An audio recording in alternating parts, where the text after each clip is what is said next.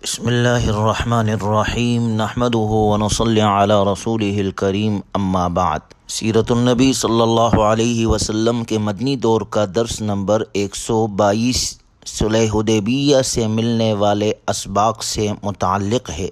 جب رسول اللہ صلی اللہ علیہ وسلم اس معاہدے سے فارغ ہو گئے تو سہیل بن عمر اور اس کے ساتھی واپس چلے گئے۔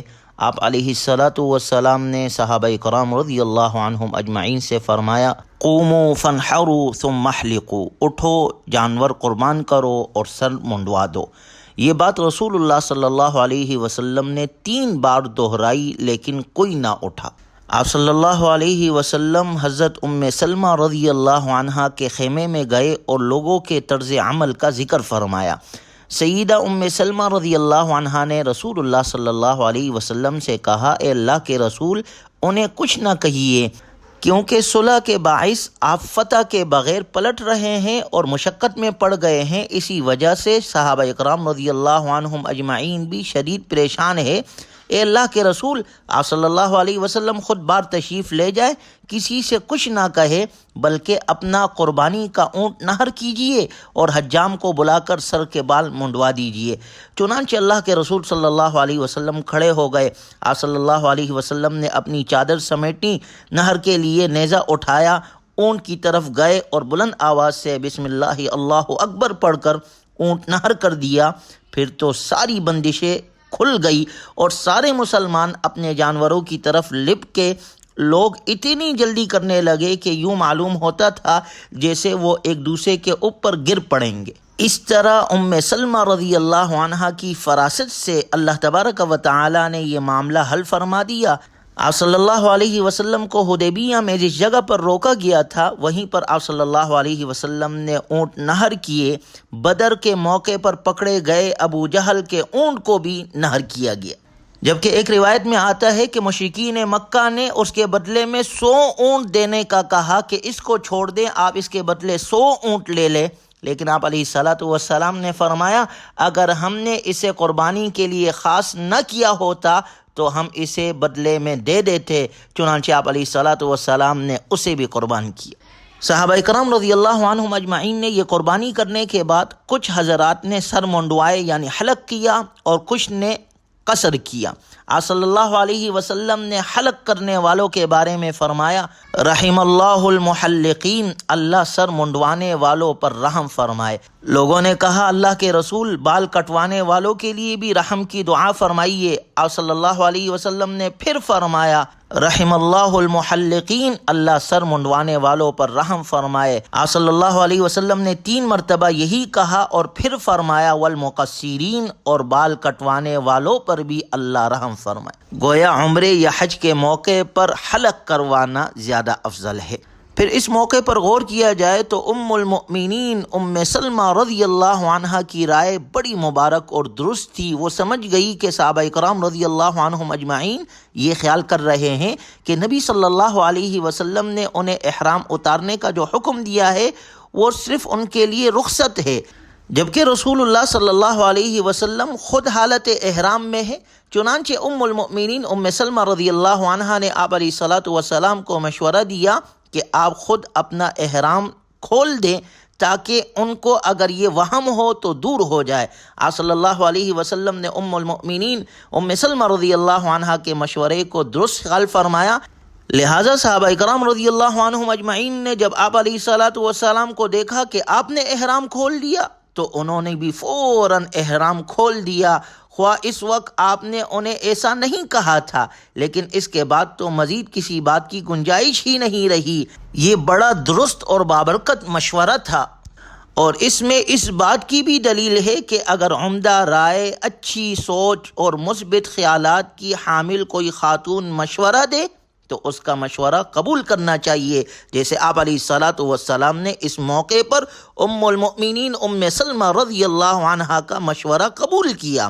اور یہ واقعہ ان دشمنان اسلام کے لیے ان کے منہ پر تماچا ہے اور ان کے لیے اس میں بہت بڑی عبرت کا سامان ہے، جو یہ سمجھتے ہیں کہ اسلام نے عورت کے حقوق دبائے ہیں اور اسے اس کا جائز مقام نہیں دیا۔ عورت کے حقوق کا اس سے بڑا بھی کوئی اعتراف ہو سکتا ہے؟ عورت کی رائے کا اس سے زیادہ احترام کیا گیا ہو کہ ایک عورت رسول اللہ صلی اللہ علیہ وسلم کو مشورہ دے اور آپ صلی اللہ علیہ وسلم اس پریشان کن کیفیت کے حل کے لیے اس مشورے پر عمل پیرا ہو۔ آپ علیہ السلام نے اور ہمارے مذہب اسلام نے عورت کو جو مقام عطا کیا ہے، موجودہ دور کے اندر کوئی مذہب ایسا نہیں ہے جو اتنا بلند مقام اور رتبہ عورت کو عطا کر سکے۔ آج کا لبرل طبقہ عورت کے حقوق کے نام پر لوگوں کو گمراہ کر رہا ہے، خواتین کے ذہنوں کو خراب کر رہا ہے، جبکہ غور کیا جائے تو آپ علیہ السلام نے آ کر عورت کے مقام کو نکھارا۔ آپ صلی اللہ علیہ وسلم نے بتلایا کہ اگر عورت بیٹی ہے تو یہ تمہاری عزت ہے، اگر بہن ہے تو تمہارا ناموس ہے، اگر بیوی ہے تو رفیقہ حیات ہے، اور اگر یہ ماں ہے تو اس کے قدموں میں تمہاری جنت ہے۔ کیا دنیا کے کسی مذہب میں بھی عورت کو یہ مقام دیا گیا ہے جو آپ علیہ السلام کے ارشادات سے ہمیں ملتا ہے اور جو مذہب اسلام نے عورت کو عطا کیا ہے؟ اللہ تعالی ہمیں دین کی سمجھ عطا فرمائے اور اس طرح کے لبرل لوگوں سے اللہ ہمیں ہمارے گھر والوں کو محفوظ فرمائے۔ پھر صلح حدیبیہ سے ملنے والے اسباق، یہ صلح اگر غور کیا جائے تو یہ بظاہراً مسلمانوں کے لیے شکست اس میں نظر آ رہی تھی، لیکن رب ذوالجلال نے اس کو مسلمانوں کے لیے فتح مبین قرار دیا۔ اس صلح میں رسول اللہ صلی اللہ علیہ وسلم کی دور رس حکمت عملی کا دخل تھا۔ اہل مکہ اور یہود مدینہ بعض روایات کے مطابق مسلمانوں کے خلاف ایک دوسرے کی مدد کرنے کا عہد کر چکے تھے، جیسے کہ غزوہ خندق میں اس کا ظہور ہو چکا تھا۔ اس صلح حدیبیہ نے زیادہ طاقتور فریق قریش مکہ کو اس اتحاد سے الگ کر دیا، اور اسی طرح اس سفر میں جب مسلمانوں کے باب مکہ تک کوچ کرنے کی وجہ سے عربوں میں ان کا ایک رعب اور دبدبہ قائم ہوا تو اہل مکہ ان کی حیثیت اور وجود کو تسلیم کرنے پر مجبور ہوئے۔ چنانچہ اس صلح سے سب سے بڑا فائدہ یہ ہوا کہ کعبۃ اللہ پر اہل مکہ قریش کی ایجاداری ختم ہو گئی اور مسلمانوں کو مساوی حقوق حاصل ہو گئے۔ جو لوگ مکہ مکرمہ میں خفیہ طور پر اسلام لائے ہوئے تھے انہیں اپنے ایمان کے اظہار کا موقع ملا، اور باہمی تعلقات کی بحالی کی وجہ سے مسلمانوں کے اخلاق سے متاثر ہو کر بہت سے لوگ ایمان لائے۔ حضرت خالد بن ولید، عمر بن عاص، حاتم بن عدی رضی اللہ عنہم وغیرہ اسی دور میں مسلمان ہوئے، اور سب سے اہم بات یہ ہوئی کہ اہل مکہ کی طرف سے مطمئن ہونے اور جنگ کا خطرہ کم ہونے کا موقع ملا، اور اس صلح نے لوگوں کے قلوب کو فتح کرنے اور اہل مکہ کے دلوں کی زمین میں ایمان کا شجرہ طوبہ لگانے اور اس سے پروان چڑھانے میں ایسا کردار ادا کیا کہ سیرت نبوی صلی اللہ علیہ وسلم کا شاید ہی کوئی اور واقعہ اس سلسلے میں اس سے زیادہ مؤثر اور مفید ثابت ہوا ہو۔ چنانچہ اگر غور کیا جائے تو صلح حدیبیہ کا یہ واقعہ موجودہ حالات میں مسلمانوں کے لیے بہت ہی سبق آموز اور عبرت خیز ہے، اور موجودہ دور میں اس وقت مسلمان جن حالات سے دوچار ہے، اس میں سیرت کے اس عظیم الشان واقعے کا پورا گہرائی کے ساتھ مطالعہ کرنے اور افراط اور تفریط سے بچتے ہوئے صحیح نتیجہ اخذ کرنے کی اشد ضرورت ہے۔ صلح حدیبیہ کا سب سے پہلا اور اہم سبق دعوت دین کے لیے مواقع حاصل کرنا ہے۔ اس صلح سے پہلے مسلسل جنگ یا جنگ کے خطرے کی وجہ سے اہل مکہ سے بڑی حد تک روابط منقطع تھے، اس لیے معتدل فضا میں ان کو اسلام کے بارے میں خالی الذہن ہو کر سوچنے کا موقع نہیں ملا تھا، اور قریش مکہ پر گویا دعوت کا راستہ ہی بند ہو گیا تھا، جبکہ قریش کی حیثیت جزیرۃ العرب میں فکری مقتدا کی تھی۔ اس لیے جب تک قریش کے دلوں کو فتح نہیں کیا جاتا، عام عرب آسانی سے اسلام کی طرف متوجہ نہیں ہوتے۔ صلح حدیبیہ کی وجہ سے اہل مکہ اور مسلمانوں کی ایک دوسرے کے یہاں آمد و رفت شروع ہوئی، اور مسلمانوں کے لیے مکۃ المکرمہ والوں کے دلوں میں نرم گوشہ پیدا ہونے لگا اور اسلام کی حقیقت ان پر واضح ہونے لگی۔ جب کوئی گروہ دشمن کی یلغار اور تصادم کے خطرے سے دوچار رہتا ہے تو فطری بات ہے کہ دوسری ضروری اور مثبت کاموں کی طرف کما حق کہو یعنی صحیح طور پر توجہ نہیں ہو پاتی، چنانچہ مسلمان عرب کے دوسرے قبائل اور جزیرۃ العرب کے قرب و جوار میں رہنے والے لوگوں تک دعوت اسلام پہنچانے کا کام بھی نہیں کر پا رہے تھے۔ جب مسلمانوں کو قریش مکہ کی طرف سے اطمینان ہوا اس صلح کی وجہ سے، تو اب مختلف رؤساء اور سربراہان مملکت کو آپ علیہ السلام نے خطوط روانہ فرمائے اور انہیں اسلام کی دعوت دی۔ یہ خطوط حبشہ، روم، ایران، مصر، دمشق اور یمامہ کے بادشاہوں کو لکھے گئے۔ گویا اس طرح صلح حدیبیہ نے نہ صرف اہل مکہ کو دعوت کا موقع فراہم کیا، بلکہ دنیا کے بقیہ معلوم قابل رسائی حصوں تک بھی دعوت دین پہنچانے کا موقع ملا اور اسلام تیزی سے پھیلنا شروع ہوا، اور اس وقت کے اہم بادشاہوں میں سے نجاشی شاہ حبشہ نے بھی اس دعوت پر لبیک کہا۔ گویا اس صلح میں مسلمانوں کے لیے سبق ہے کہ اسلام کی سربلندی کا سب سے بڑا ذریعہ دعوت ہے۔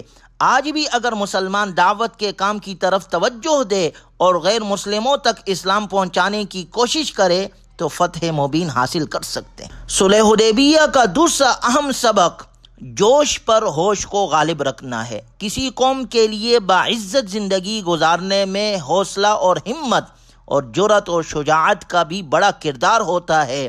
حوصلہ ہی جوش کو جنم دیتا ہے، اس لیے گاہے غیرت اور حمیت اور جوش اور ولولے کے اظہار کی بھی ضرورت ہوتی ہے، لیکن یہ ضروری ہے کہ ہمیشہ جوش پر ہوش کو اور جذبات پر شعور کو غالب رکھا جائے۔ عرب روایات کے مطابق بھی اہل مکہ کو مسلمانوں کو روکنے کا کوئی جواز نہیں تھا، لیکن اس کے باوجود انہیں عمرے کے بغیر واپسی پر مجبور کرنا جذبات کو سخت ٹھیس پہنچانے والی بات تھی۔ لیکن اس کے باوجود آپ علیہ السلام نے ایک دور رس فیصلہ کرتے ہوئے اس شرط کو قبول فرمایا۔ غور کیا جائے تو قوموں کی زندگی میں بہت سے مواقع ایسے آتے ہیں جب خوش تدبیری کے تحت صبر کا دامن تھامنا پڑتا ہے اور مقصد اور منزل کے اعتبار سے آگے بڑھنے کے بجائے پیچھے ہٹنے میں ان کی کامیابی مضمر ہوتی ہے، لیکن یہ پیچھے ہٹنے کا فیصلہ چونکہ ظاہری وقار اور جذبات کے خلاف ہوتا ہے، اس لیے اسے قبول کرنا آسان نہیں ہوتا۔ ایسے مواقع پر صلح حدیبیہ امت کے لیے بہترین مثال ہے کہ وقتی جوش و خروش پر دور رس اور وسیع تر مفاد کو مقدم رکھا جائے۔ امت کے لیے اس میں بہت بڑا یہ سبق موجود ہے۔ صلح حدیبیہ کا تیسرا بڑا سبق یہ ہے کہ دشمن کی وحدت کو توڑنے اور تقسیم کرنے کی کوشش کی جائے، جیسا اس صلح کے ذریعے سے کیا گیا۔ موجودہ دور میں عالمی سطح پر مسلمانوں کے خلاف یہود اور عیسائیوں کا اتحاد قائم ہو چکا ہے۔ مسلمانوں کا کام یہ ہے کہ وہ حکمت اور دانائی سے کام لیتے ہوئے اس اتحاد کو بکھیرنے کی کوشش کرے جو تخریبی مقاصد پر مبنی ہے۔ صلح حدیبیہ کا چوتھا اور اہم سبق یہ ہے کہ عوام کا مخلص، خدا ترس اور باشعور قیادت کے سامنے سر جھکا دینا چاہیے۔ آپ صلی اللہ علیہ وسلم نے صلح حدیبیہ میں جن شرائط کو قبول فرمایا تھا، عام صحابہ ہی نہیں بلکہ اکابر صحابہ کرام رضی اللہ عنہم اجمعین کو بھی ان میں مسلمانوں کی تحقیر کا احساس ہوتا تھا اور غیرت ایمانی کی وجہ سے یہ اسے قبول کرنا نہیں چاہتے تھے، لیکن جب آپ علیہ السلام نے صلح فرمائی تو بالآخر انہوں نے اپنا سر جھکا دیا۔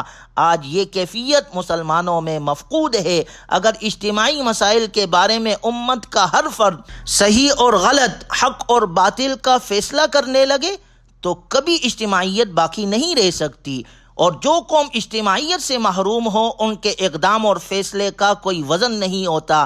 اطاعت ہی سے قیادت بنتی ہے اور طاقتور قیادت ہی فریق مخالف پر اثر انداز ہوتی ہے۔ غرض یہ کہ صلح حدیبیہ کا واقعہ سیرت النبی صلی اللہ علیہ وسلم کا نہایت اہم واقعہ ہے، جو شکست کی صورت میں فتح اور پسپائی کی صورت میں پیش قدمی ہے، اور رسول اللہ صلی اللہ علیہ وسلم کی سیاسی فراست اور تدبیر کا ایک شاہکار ہے۔ اس لیے قرآن کریم نے اس واقعے کو فتح مبین سے تعبیر کیا ہے۔ آج بھی اگر مسلمانان عالم اس صلح حدیبیہ کے واقعے کے سبق آموز پہلو کو سامنے رکھے اور اس پر عمل پیرا ہو تو فتح مبین سے ہم کنار ہو سکتے ہیں۔ اللہ تعالی ہمیں نبی صلی اللہ علیہ وسلم کی تعلیمات کے مطابق اپنی بقیہ زندگی گزارنے کی توفیق عطا فرمائے۔ وآخر دعوانا ان الحمد للہ رب العالمین۔